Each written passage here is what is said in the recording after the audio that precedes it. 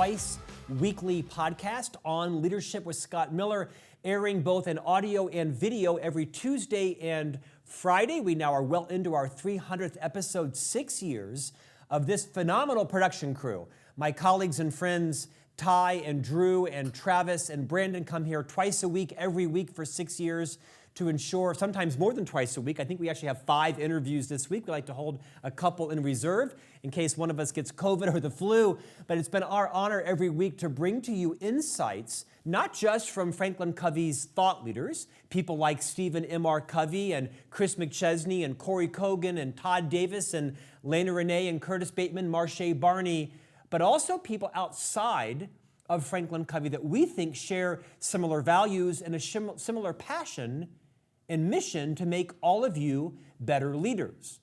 That's Franklin Covey's goal. As the world's most trusted leadership firm, we have a great passion to also shine our spotlight onto other people in the spirit of Dr. Covey, our co-founder's idea around having an abundance mentality. We want to make sure that you become a better leader in the workplace, a better leader in your family, a better leader on foundations or boards, whatever role that you might be a formal or informal leader in, which is why today I'm both delighted and horrified. We have the world-renowned clinician, Lindsay Gibson, who is a profound author, and today she has joined us on what is her second book that has sold just shy of 1 million copies. The title of her book is Adult Children of Emotionally Immature Parents. Lindsay, welcome to On Leadership.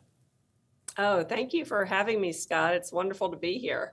So, Lindsay, first things first, when you set out to write my biography, how difficult was it to actually encapsulate all of my drama and trauma in this book titled Adult Children of Emotionally Immature Parents: How to Heal from Distant, Rejecting, or Self-Involved Parents? What was that journey like? Well, first of all, it's funny that you say that, because so many of my readers have written to me and said, how did you get in our house when I was growing up? Or when did you meet my mother? So I really wasn't tracking you, Scott. That was purely coincidental. I just want to, put out that disavowal. Wasn't stalking you. Well, it felt like it sometimes. Lindsay, you are a clinical psychologist. This is actually your second book. You know, when I read your book, I wasn't sure starting out whether I thought it would describe me as a parent. My wife and I have 3 young boys that are 9, 11, and 13. I also was raised in a family with 2 parents in the house, and I didn't swing one way or another. And I feel like I'm self-aware enough to know what things relate to me and what don't. But fortunately, I didn't find an obsession with it in terms of describing my own style. I didn't immediately sell my parents out and say, oh my gosh, this is my mom or my father. I think all of us do the best we can with the upbringing we have, with our own psychological balance or baggage and our own maturity. And so I found the book to generally be equal parts horrifying and inspiring. I could read 3 or 4 pages, kind of set it down, and just do an assessment. How much of this is my wife? How much of this is me? How much was my parents or her parents? And fortunately, I found their kind of equal responsibility to go around. I did not feel any less about my mom or my dad. What's the general response you get from readers in terms of emailing you, messaging you, calling you, and saying, oh my gosh, this is me as a parent, I've learned so much, versus, oh my gosh, this was my parents? Yeah, I would say the vast majority would be people who were relating to it from the standpoint of this was my parent. Occasionally, but it's a really very small number of people.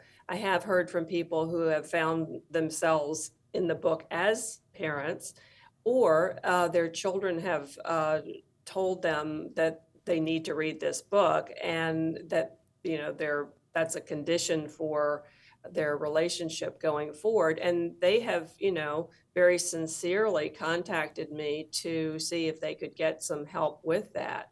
Now, I typically don't work with the parents. I work with the adult children of the parents, but I am so sympathetic to any parent who, looks back on what they did and who they were, usually when their children are small, and sees some of these characteristics. I know that, if I had had my child when I was in my early 20s, I would have been much less conscious of what I was doing with him. Um, so, yeah, it's mostly the adult children that I hear from. Well, I was in my 40s when we had our three sons, so there's no excuse to me. Last night, I was re-skimming the book in preparation for today's interview, and I irresponsibly asked our three sons, on a scale of 1 to 10, how would they rate my level of emotional intimacy? And as they were playing ping pong, my oldest son, Thatcher, who was 13, gave me a 6.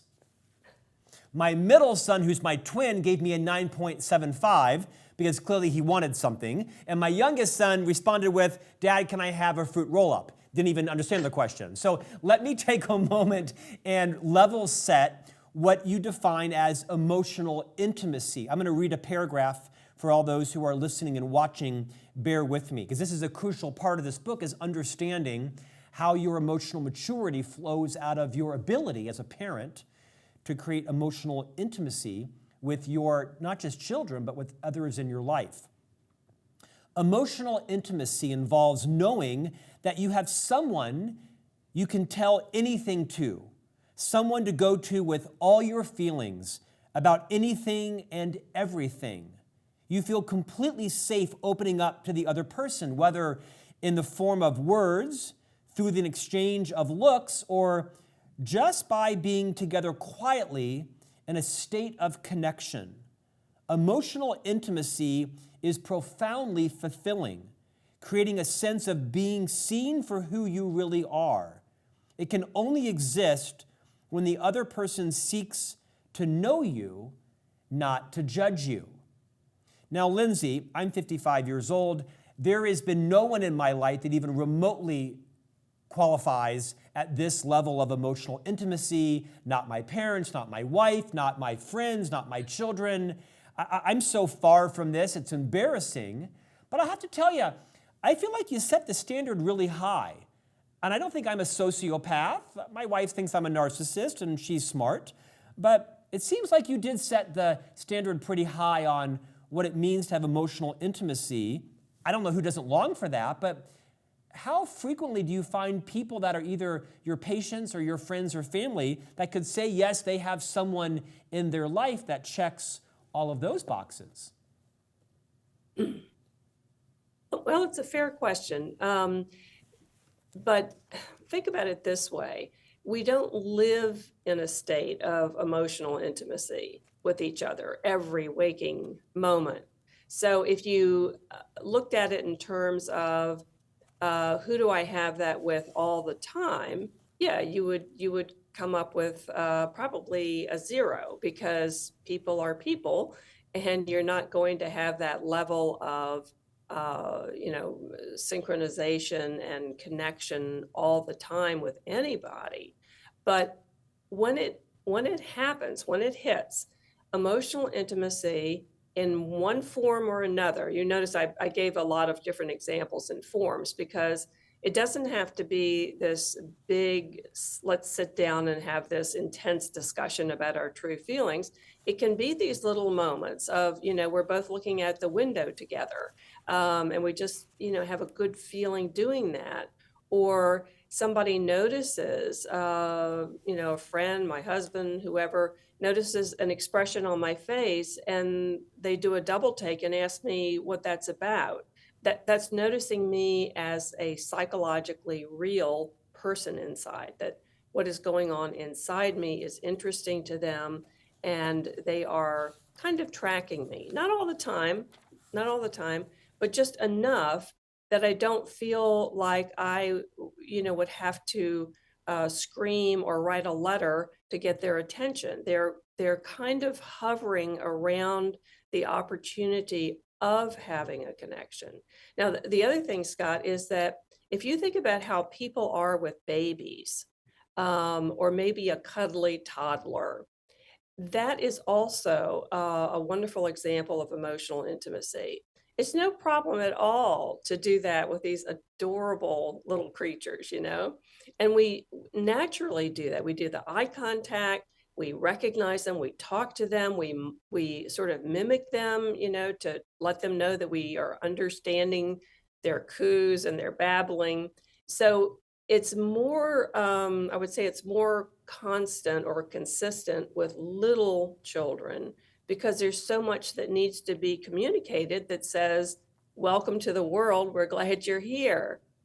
When you get older, we can really get by with these little moments, these tiny moments of connection, and they actually fill us up very well.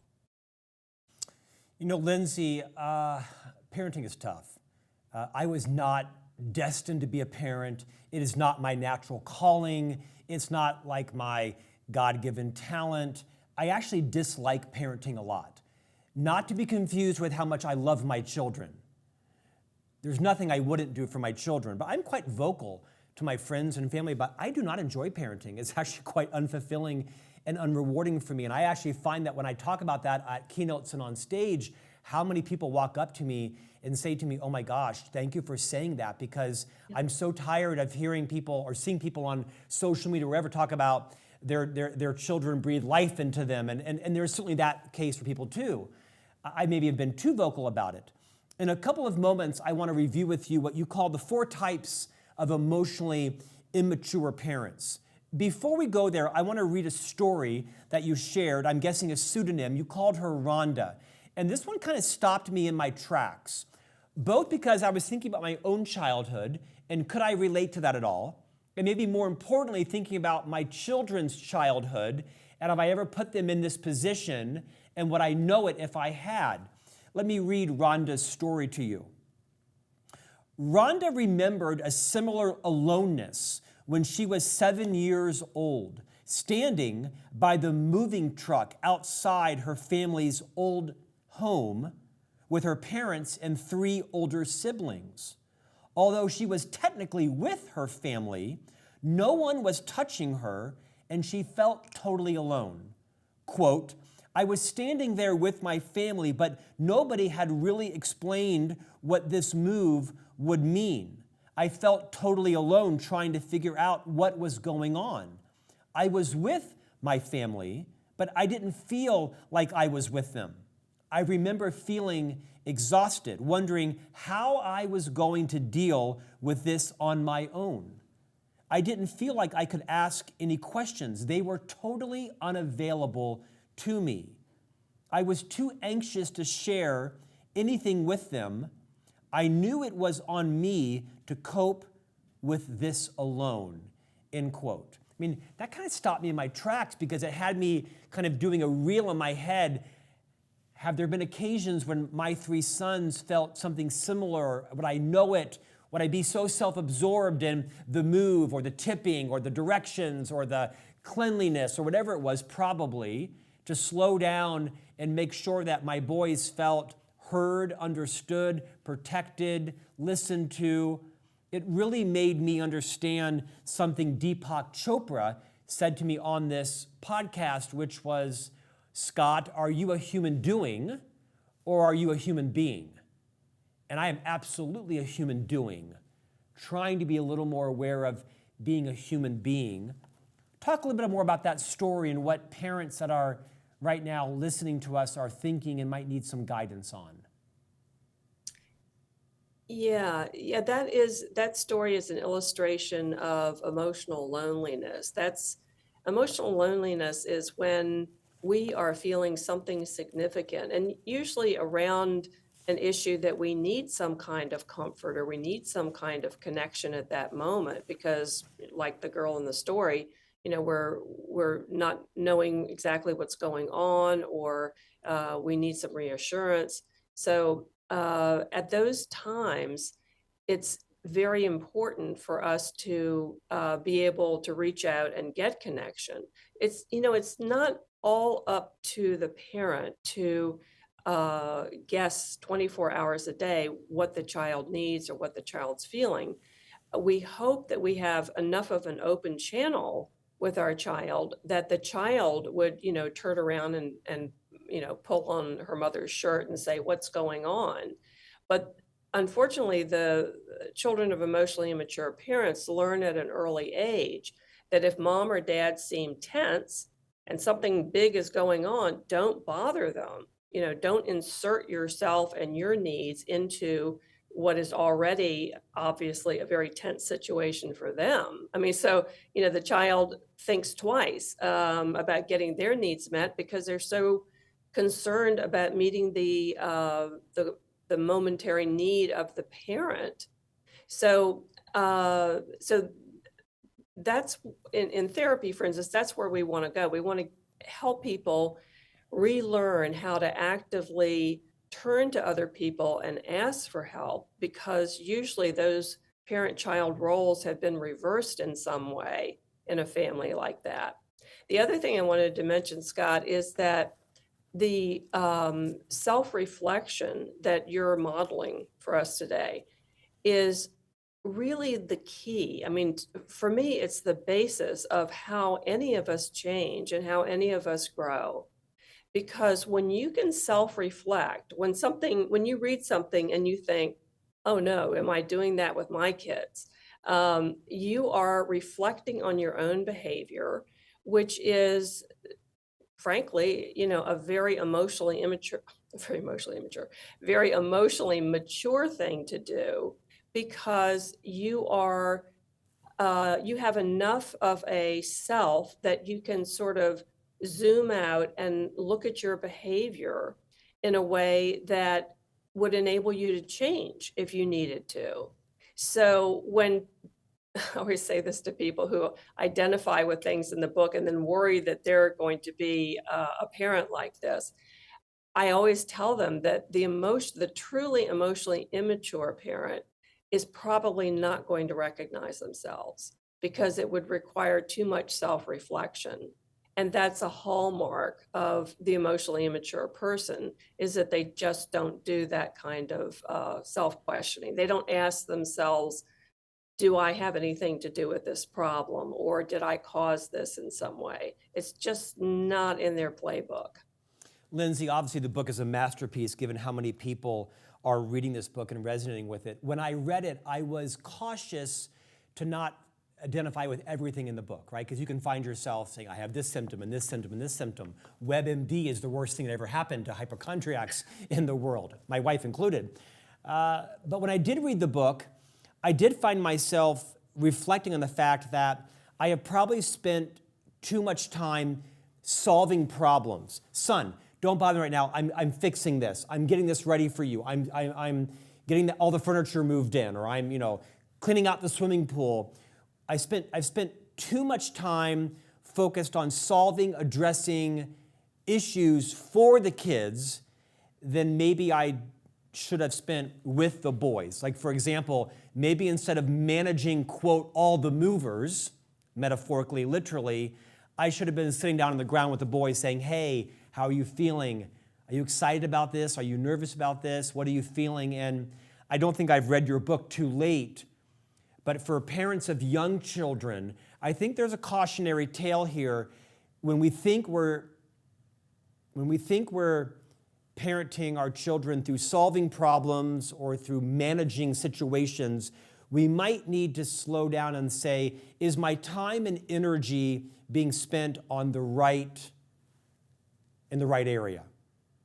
Is my child standing by the moving van thinking, what is going on, and I'm all alone and no one has explained this to me? Because I would be in making sure all of the movers weren't scratching the furniture, not knowing if my children were thinking, oh my gosh, I'm all alone. And that's a gift you've given to me. I appreciate that. Oh, good. I'm so glad. But we also have to keep in mind that it's not realistic to expect that parents are going to be able to help their children with their feelings in the middle of something like that. Because you do have to, there's a task going on, and it's you only get one chance when they load the van to make sure that they do it right. So it's not that children are such delicate little beings that inattentiveness when you are trying to get something done will injure them or, have a marked effect on them. It's that if there is a long-standing pattern of the parent not attending to the child's inner world, that was the case with this girl in the story. uh, that's when you will, it'll sort of ring a bell like, yeah, here's another time that no one is explaining to me what's happening. This is another time that no one seems to know that I'm scared. It's coming from a pattern, a history of not being uh, really responded to as a, again, psychologically real, emotionally real person. And so, kids are able to get through rough times, but if the parent comes back later, maybe at bedtime that night, or maybe riding in the car to the new house or whatever, if the parent says, "How are you doing with all this, bud?" uh, Little things like that where you come in later and ask them how they're doing, is practically just as good. And it also gives you a chance to come in later and apologize if you think that maybe you got too absorbed in the task or too absorbed in fixing something. Thank goodness relationships have this repair function where we can go back to each other and say, I just became aware that I wasn't paying any attention to you during the move when the movers were there, and I want to let you know that I'm sorry. Was that hard for you? I know we were leaving our old home. And so we can always come in and sort of repair and fix things that we're not happy with how we parented. Kids are so forgiving that way. It means the world to them when we show them that we do care and that we were interested. Your book has stirred up a lot of emotions in me. I highly recommend everyone around the world listening and watching today read this book. Just yesterday, unsolicited, I was on the phone with an adult friend of mine who told me that I would be the first person he would ever call at 2 a.m. in a moment of crisis. Yet the same day, my 13-year-old son gave me a 6 out of 10 on emotional intimacy. I think I have spent too much time taking care of the movers and worrying about the furniture being scratched than I have about my 13-year-old giving me a 10 on the emotional intimacy scale. Let's talk about the 4 types of emotionally immature parents. You call them emotional parents, driven parents, passive parents, and rejecting parents. Let me pitch these to you. Let's do a quick speed round. And it doesn't mean that we all fall into this category, right? Some of us are not emotionally immature parents. I didn't find myself falling squarely into one of these by any stretch, but describe to us what the definition of an emotional parent is. Yeah, the way to use these types is to think of them as sort of the style or the tone of that parent's personality and their interaction with their child. So you may have a parent that has a little bit of 2 of these types, okay? Or you may have a parent who is a very extreme version of the type or a very mild version of the type. So there's a lot of flexibility inside each of these categories. But just think about it in terms of it's kind of a thumbnail sketch. So the emotional parent is the parent that is very emotionally immature. They usually have some history of trauma or neglect. Something has gone wrong in their early development, and they are very emotionally reactive. Everything, they're kind of like the people that you walk on eggshells around. They're very emotionally reactive, take everything extremely personally, and they have big emotions. They can be quite scary to children because they can get so emotionally out of control. And there's nothing scarier to a child than to see their parent become emotionally dysregulated in a big way, because it means that that parent is completely not available to the child for help. So that's the emotional one. No, I could not associate with that at all. That one just went way past me. Sure. The next one you call driven parents. Yeah, this is like, in some ways, the all-American ideal parent from the outside in.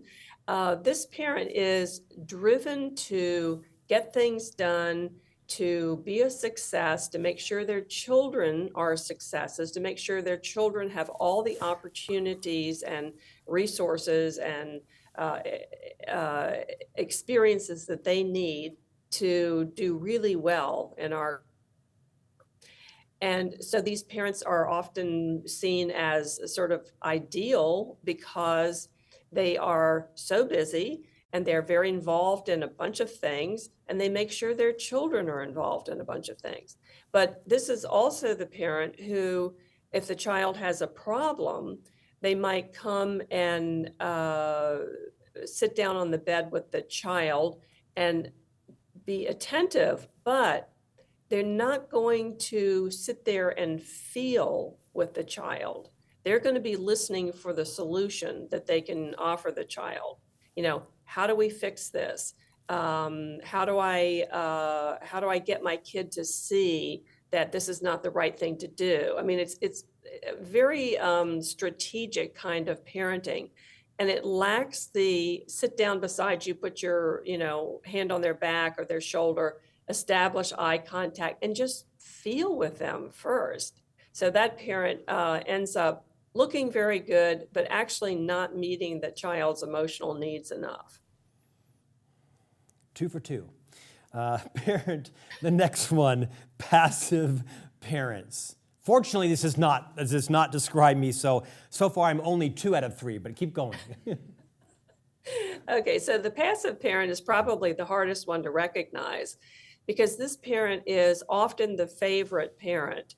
They're not like the emotional or the driven parent in that they're kind of reactive and moving, and they're not frenetic. They tend to be calmer. They tend to kind of keep things on an even keel. They often are married to one of the other types, and they sort of serve as a kind of a ballast to the marriage. They keep things steady, and they become the favorite of the child often because they do that for the child as well. They are the sort of like the less reactive parent, and oftentimes they have a kind of a sweet sympathy for kids.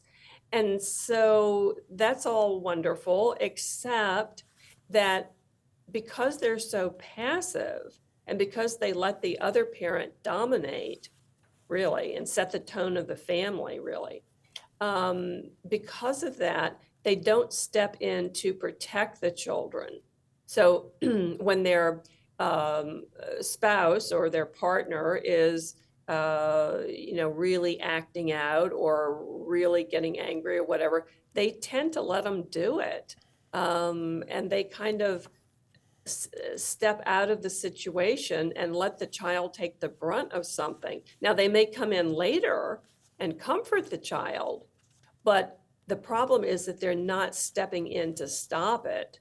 So that's where the passivity comes from. Talk to the 4th style: emotional parents, driven parents, passive parents, and then finally rejecting parents. Yeah, those are the parents that you wonder, how in the world did they ever start a family? I mean, why did they ever start a family? Because they seem so remote and so cut off from any kind of emotional connection with really anybody in the family. And so they become, actively rejecting. The message is, don't bother me. Don't be a nuisance to me. Don't need something from me. And it has a sort of a very hard, cold feel to their stance toward their children. Like one of my clients described her dad and the way that she would want to greet him when he came home from work, and he had like no patience, no time for her. And she said it was like throwing myself against a locked door. And that's how these parents feel. Lindsay, the book is extraordinary. You intersperse almost every other page a scenario, a story, I'm guessing from some of your patients that you'd worked with over the course of the years. We could spend an hour reading some of these stories, but one of them spoke to me, not because I could relate to this per se, maybe a little bit with my mother, but I want to read Sophie's story, and I want you to debrief it with us. I'm going to take 3 or 4 minutes and read this story because I think a lot of people will relate to not this exact scenario, but the learning you'll debrief afterwards. Be patient with me. Sophie's story. Sophie had been dating Jerry for 5 years. She had a great job as a nurse and felt lucky to have a long-term relationship. At 32, she wanted to get married, but Jerry was in no hurry. In his mind, everything was fine the way it was. He was a fun guy, but he didn't seem to want emotional intimacy and usually closed down when Sophie brought up emotional topics. Sophie was deeply frustrated and sought therapy for help in figuring out what to do. It was a difficult dilemma. She loved Jerry, but she was running out of time to start a family. She also felt guilty and worried that she was asking for too much. One day, Jerry suggested that they go to the restaurant they had gone on their first date. There was something about the way he'd asked it that made Sophie wonder if he might propose. Sophie barely made it through dinner trying to contain her excitement. Sure enough, after dinner, Jerry pulled out a small jewelry box out of his jacket pocket. As he pushed it across the linen tablecloth, Sophie could barely breathe. But when she opened the box, there was no ring, only a small square of paper with a question mark on it. She didn't understand. Jerry grinned at her, quote, "Now you can tell all your friends I finally popped the question," end quote. "Are you proposing?" she asked in confusion. "No, it's a joke. Get it?" he said. Sophie was shocked, furious, and deeply hurt. When she called her mother and told her about the incident, her mother actually sided with Jerry, telling Sophie it was a funny joke and she shouldn't be mad. And you go on to say, "I honestly cannot think of a single situation where this would be a good joke in a relationship. It's too deflating and demeaning." But as Sophie recognized later, her mother and Jerry had a lot in common as it related to their insensitivity around people's feelings.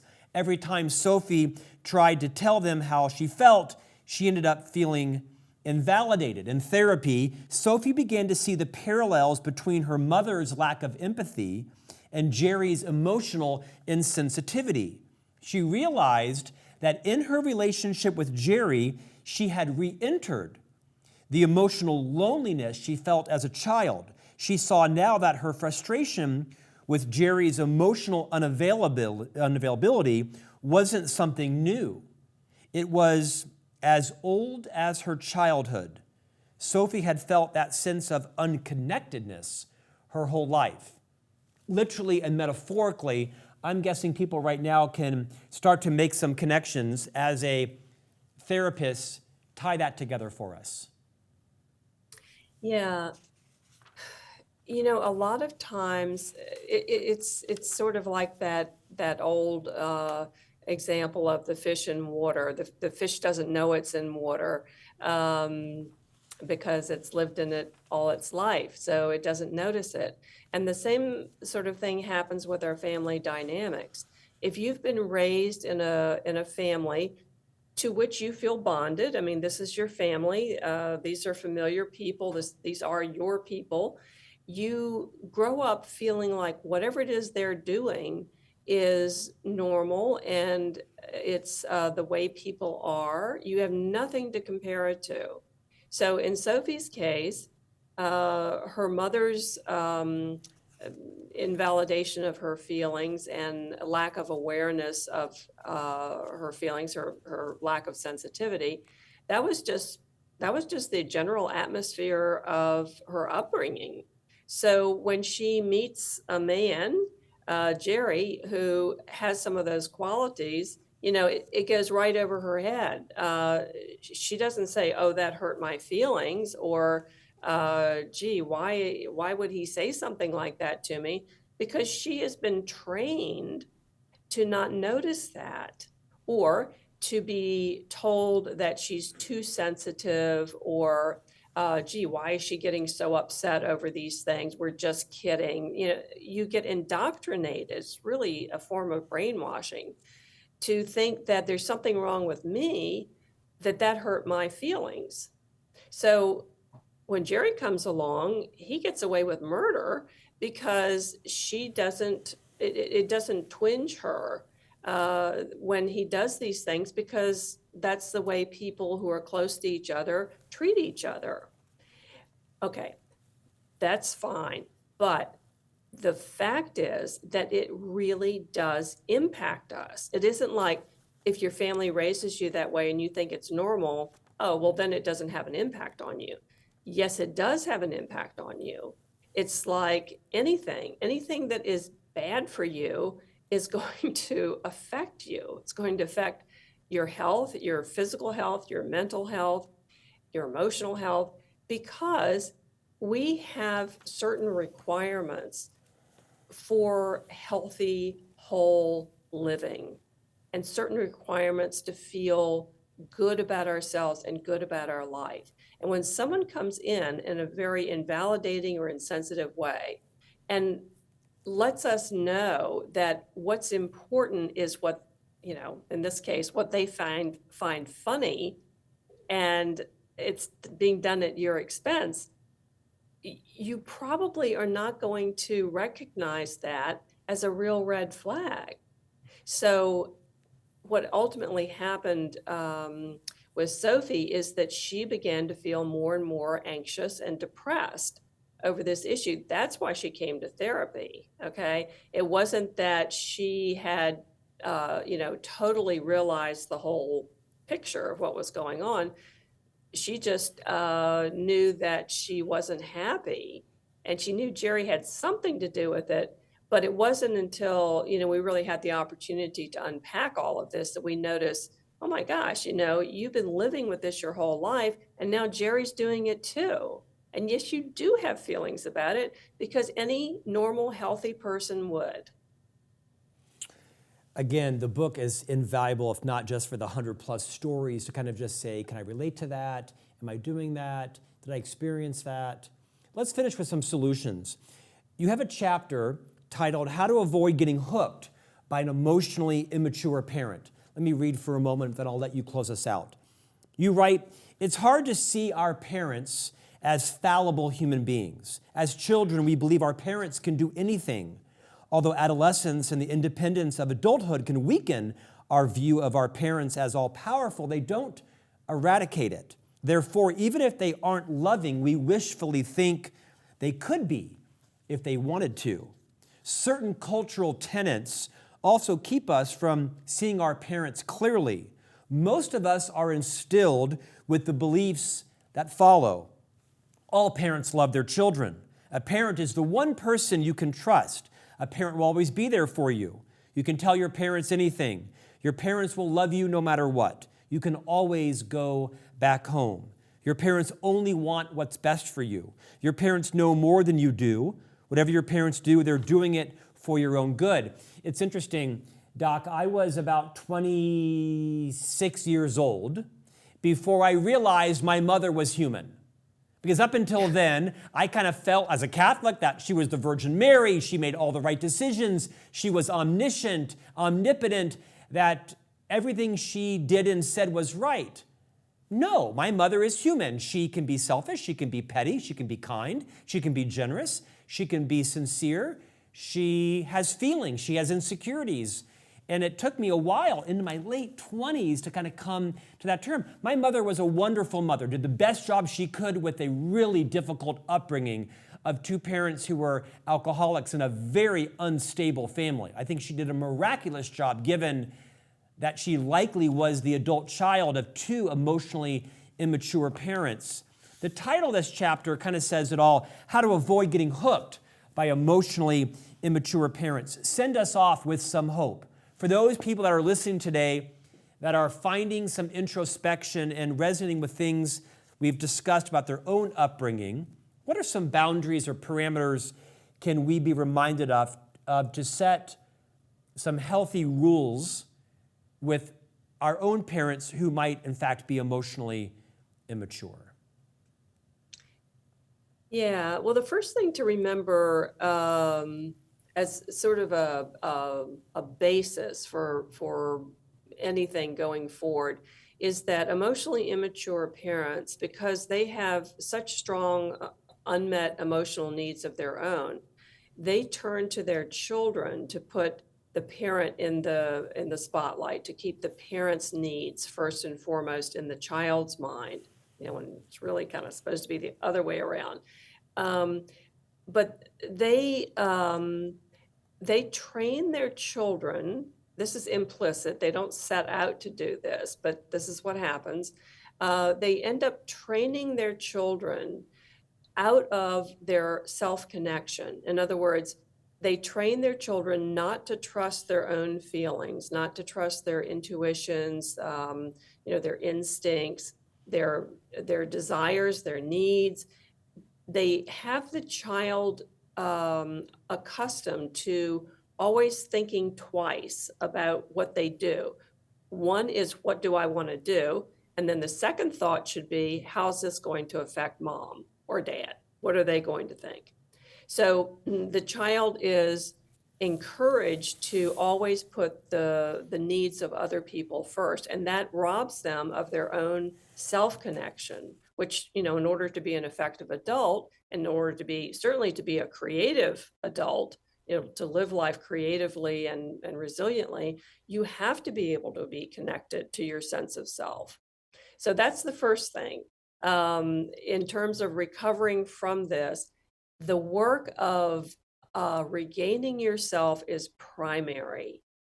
It is basic. I had a client say recently, she said, since we've been doing this work together, I've just felt so much happier. And I'm like, yeah, that's how it works.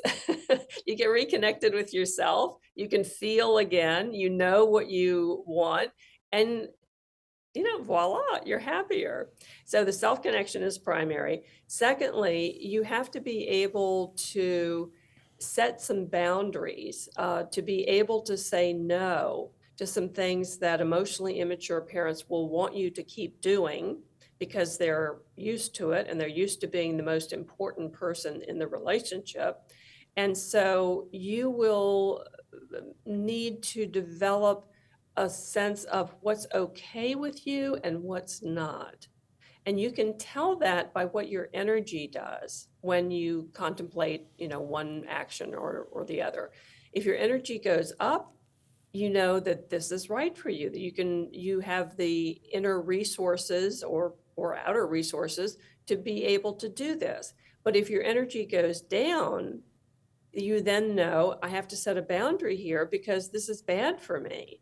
I will end up exhausted or sick or depressed or whatever.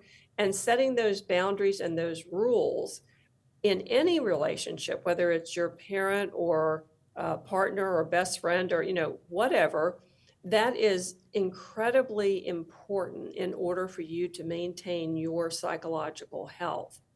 So those two things, self-connection, self-growth, and setting boundaries that give you the space. I always think that setting a boundary is creating space for yourself. You allow yourself to take up space, okay, to have some room to function in. And when you do those two things, yeah, you are not going to get as reactive to the emotionally immature person, which frees up a lot of energy. And you won't get hooked, meaning you won't get sucked into reacting to them in ways that are putting them back in the center spotlight as the most important person in the relationship, because they're two important people in every relationship. And emotionally immature people forget that piece. So you have to remind them by setting the boundaries that are going to be good for you. Beautifully said. Dr. Lindsay Gibson, this book is titled Adult Children of Emotionally Immature Parents, How to Heal from Distant, Rejecting, or Self-Involved Parents. It's your second book. Remind us the title of your first book you released. Yeah, my first book came out in 2000, and it's called Who You Were Meant to Be. It's about the ways that family loyalty and feelings of guilt and fear hold us back from realizing our dreams and going after what it is that would really be the best for us in our life. And then my sense is there's maybe one more at least on the horizon. Can you share with us what's next? Yeah, the most recent book just came out in July, and that was Disentangling from Emotionally Immature People.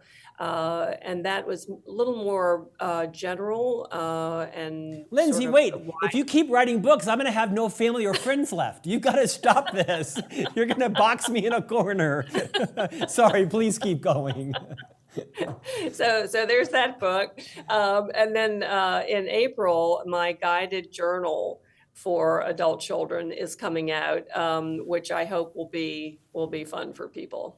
Dr. Gibson, you're a class act. Thank you for taking your time today to pour into all of our listeners and viewers about this book. Highly, highly recommend it. For me, I say it was horrifying in the beginning because it brought up a lot of emotions.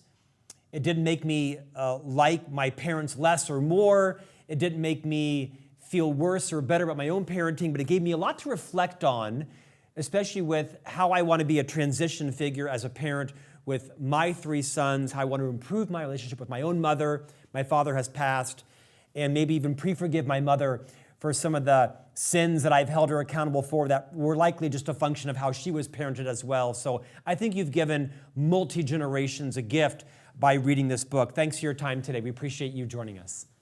Oh, thank you so much for having me, Scott. It's been a total pleasure. The honor is ours. And we'll see you back here next week for a new conversation on leadership.